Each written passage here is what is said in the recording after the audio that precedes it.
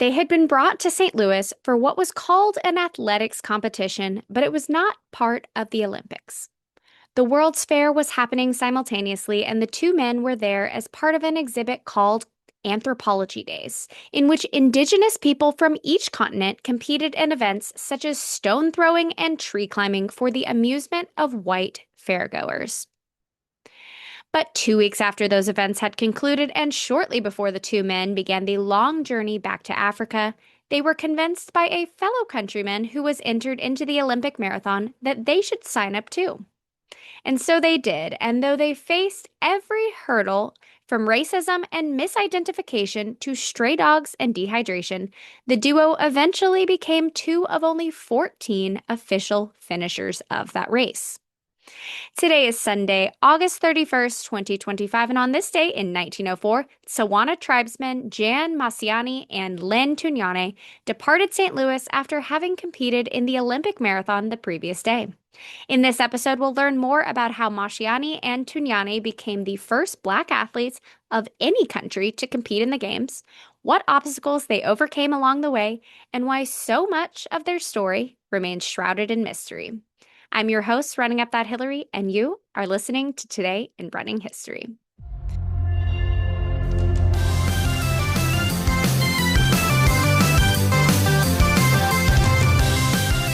So yesterday's episode was about the 1904 Olympic Marathon, and my special Podception guest, Elaine Sims, and I talked about many of the bizarre and ridiculous details of that race. I highly recommend you go back and listen to that one if you haven't already.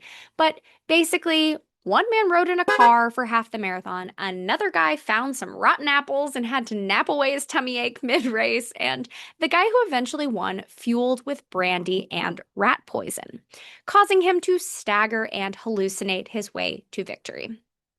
Elaine and I briefly mentioned Taunyane and Jan Mashiani, but they were really more background characters in that one.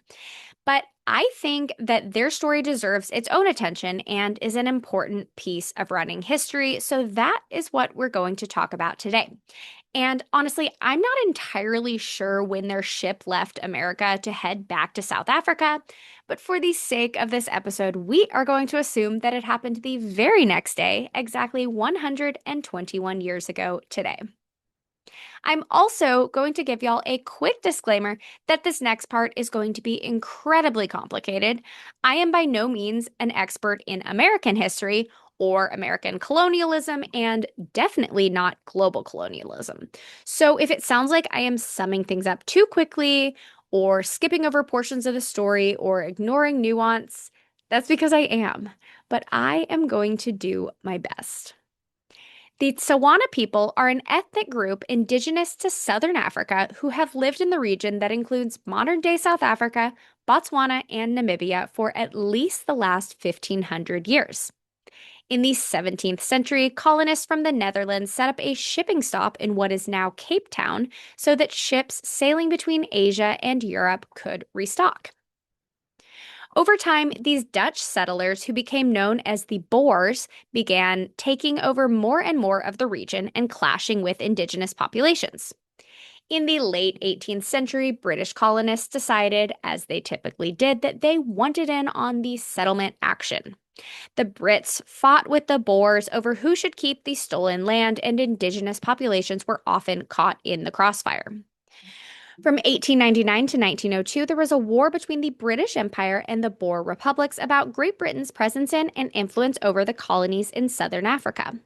This war has a few different monikers, from the Anglo-Boer War to simply the South African War. Indigenous populations, including Tswana people, were used by both sides during the conflict, often as dispatch runners who would run long distances between military units to deliver messages.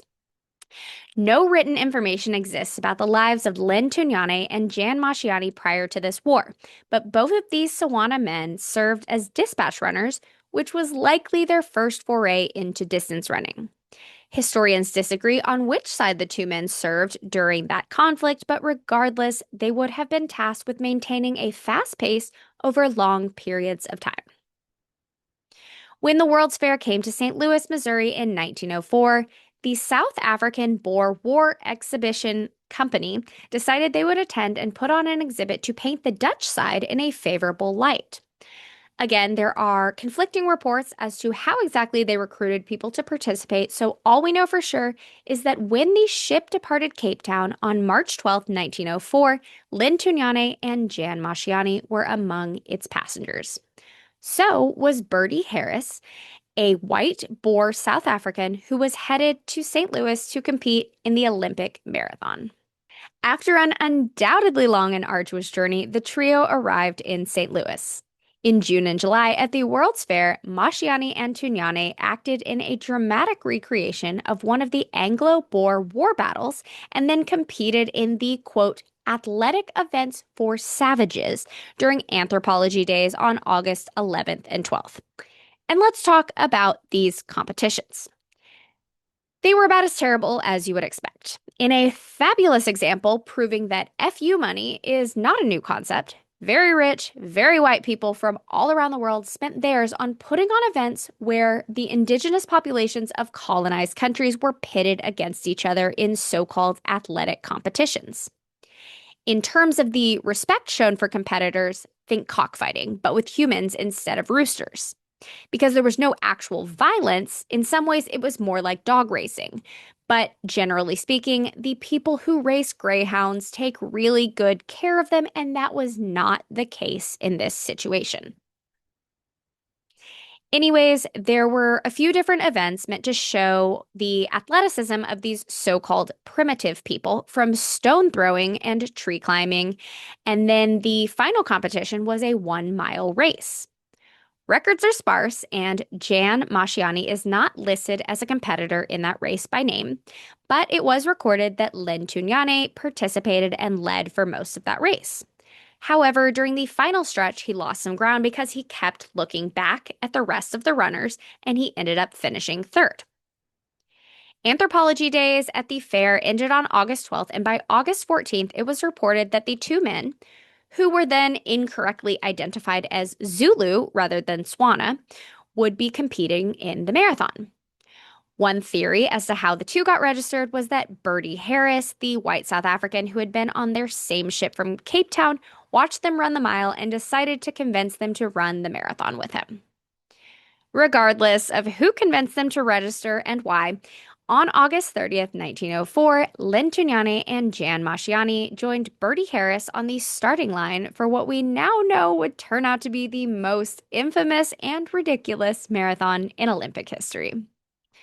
Race bibs were handed out to all of the competitors, and Harris was given number 1. Despite there only being 32 runners in that race, Taunyane was given bib 35 and Mashiani 36. Because why not? The racers began in 2 lines with Harris in the front and, unsurprisingly, Taunyane and Mashiani in the back. Oh, and Lynn Taunyane ran the entire race barefoot. As Elaine and I mentioned yesterday, it was hot and dusty during that race, and more than half of the field eventually dropped out. Bertie Harris made it 15 miles before having to quit, but both of his fellow countrymen continued on. At one point, either Taunyane or Mashiani was chased by a stray dog, causing him to lose some ground, though newspaper reports conflicted over which man is the one who had been chased. Regardless, both eventually made it to the finish line of the 40-kilometer race, with Lynn Taunyane finishing 9th and Jan Mashiani in 12th.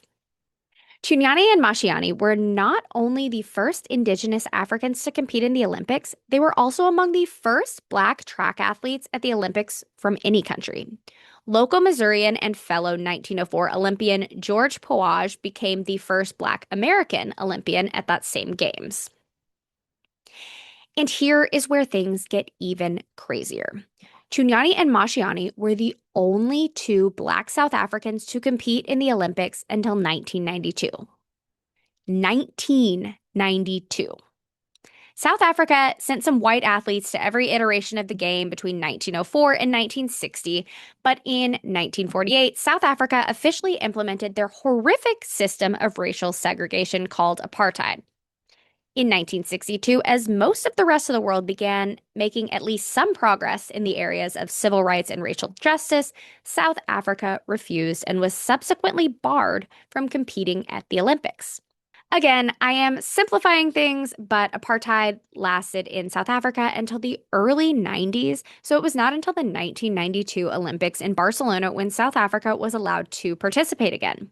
And at the 1996 Olympics, Hezekiel Sepang became the first Black South African to win an Olympic medal when he took silver in the men's 800 meters. 1996, guys. I was 4. This was less than 30 years ago, which honestly just blows my mind. But anyways, although neither won the race, and even though no one took enough care to record many details about them at all, which to be fair was pretty typical of the level of organization of the modern Olympics in the early days, what we do know is that Len Taunyane and Jan Mashiani made history just by finishing their marathon. And that is all I have for y'all today. Thank you so much for listening. Please make sure to like, subscribe, comment, share, rate 5 stars, turn on alerts, and then send this episode to someone that you would like to sail across the Atlantic with. And then join me tomorrow as we hear about the young cancer patient who inspired the world with his marathon of hope across Canada. I'm your host, Running Up That Hillary, and this has been Today in Running History. All right, take 2, because apparently when I recorded this the first time, there was no audio. So I tested my microphone, and we'll see if this works. But now that I'm recording it again, I better be flawless this time. Also, I changed shirts because I was going to bed. Whew. It's over the colonies in southern Africa. And I was on a roll there too. No written information exists about the lives of Len Taunyane, Anglo-Boer battles that Anglo-Boer War. Oh my God, that's hard to say. Okay. After an and then competed in the. Why would there be the word that? Why is it there? How many times am I having to restart this sentence? Okay. They were also among the first Black track athletes. What was that word? Okay. Was allowed to participate again. No, I don't know why I hesitated with the word participate. Okay.